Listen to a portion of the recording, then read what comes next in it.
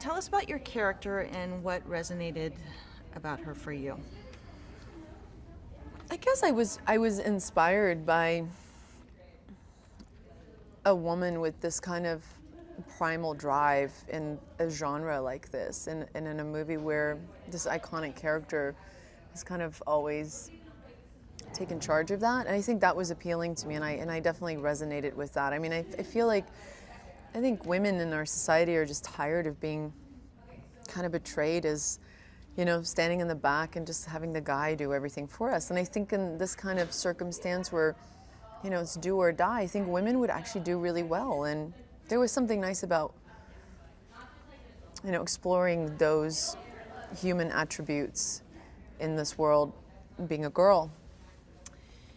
Can you talk about the dynamic between the relationship between Furiosa and Max? Do you feel that she was a female version of Max in a way? I think that they're similar in that they both had to survive in a very harsh world, and I think they both carry a tremendous amount of pain and a tremendous amount of anger and guilt, and also I think they both kind of represent in this movie this almost, that they've almost come to a place of complete hopelessness, and yet there's just this one sliver of a chance left, and it's almost like you do it now or you're never going to do this again. And I think they both are warriors in that same kind of rogue manner, that they've done it on their own for so long. I think it makes for a really great dynamic too, because two people like that have almost lost all social graces, getting stuck in a vehicle together, and they're just like, you know, like, I don't know how to do the small talk stuff, is interesting to watch. It was great.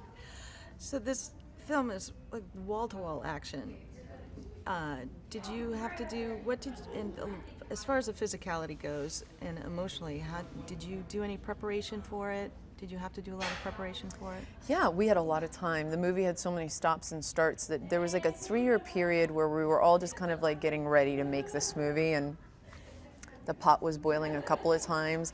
And I think we all utilized that time as much as we could to physically be ready for it, because George was very honest in saying, look, I want you guys to really like embed yourself in this world and do a lot of it. And it was, you know, the mechanical arm really informed me that she would have to have a lot of upper body strength and just the fight sequences and things like that. So I knew that would be the hardest part for me. Just for girls, it's tough to like get that upper body strength. So I focused a lot of that before I went there, and then once we started shooting the movie, that was probably the hardest thing for me to maintain. Now this film relies not so much on dialogue, but a lot on action and glances and even silence. Was that a challenge for you to do? Yeah, no, definitely. I think we all, you know, I think actors especially, it's a nice crutch to fall on the old dialogue.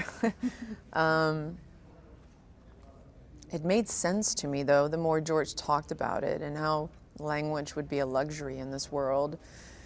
And because she's so rogue, that kind of conversation is never really to be had with anybody, because she's just living such an alone life. And then when the movie kind of, you know, this entire movie is happening at such a speed that there really isn't time to stop and talk about things. And when we do talk, it's really fast and really short. And it's like, we gotta go. We can't, like, there's no luxury here. Let's go. So I think we all understood it and we embraced it. And then doing it is a little different. It's a little challenging, you know. There are days, I think especially earlier on when we started on the film, it just didn't feel like it was gonna ever be enough. And then it became somewhat second nature, and it became so authentic to the world that we all thrived in it.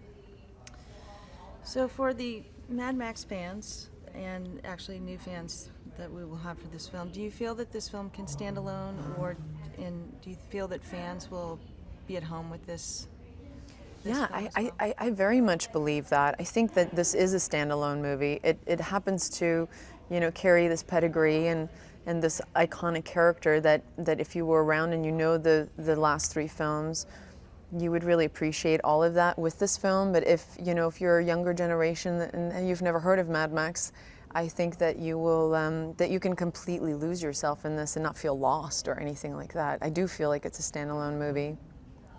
Well, that was great.